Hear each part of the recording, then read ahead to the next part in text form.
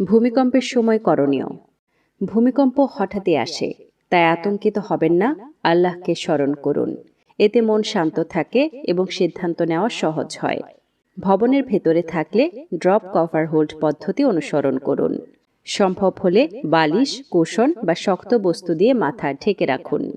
নিচু হয়ে শক্ত টেবিল বা ডেস্কের নিচে ঢুকে শক্ত করে খুঁটি ধরুন, অথবা বিমের নিচে বা কলামের পাশে আশ্রয় নিন।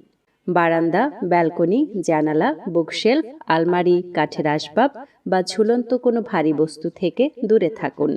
হাতের কাছে টর্চ, হেলমেট ও বাঁশি সংরক্ষণ করুন, যাতে প্রয়োজনে ব্যবহার করা যায়। সম্ভব হলে চুলা ও বৈদ্যুতিক মেইন সুইচ বন্ধ করুন। ঘরের বাইরে থাকলে গাছ, উঁচু বাড়ি, বিদ্যুতের খুঁটি বা ঝুলন্ত কোনো বস্তু থেকে দূরে খোলা জায়গায় আশ্রয় নিন।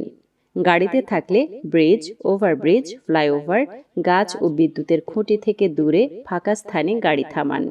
ভূকম্পন না থামা পর্যন্ত গাড়ির ভেতরেই থাকুন। পানিতে থাকলে দ্রুত উঠে আসুন। ভাঙা দেয়ালের নিচে চাপা পড়লে বেশি নড়াচড়ার চেষ্টা করবেন না। কাপড় দিয়ে মুখ ঢেকে রাখুন, যাতে ধুলোবালি শ্বাসনালীতে না ঢোকে। একবার কম্পন হওয়ার পর আবারও কম্পন হতে পারে, তাই সুযোগ বুঝে বের হয়ে খালি জায়গায় আশ্রয় নিন।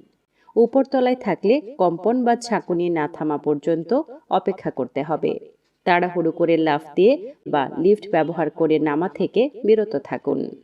কম্পন বা ঝাঁকুনি থামলে সিঁড়ি দিয়ে দ্রুত বেরিয়ে পড়ুন এবং খোলা আকাশের নিচে অবস্থান নিন। পরিবারের বয়োজ্যেষ্ঠ ও শিশুদের শক্ত করে ধরে রাখুন এবং আশ্বাস দিন। সচেতন থাকুন, নিশ্চয়ই আল্লাহ আমাদের হেফাজত করবেন।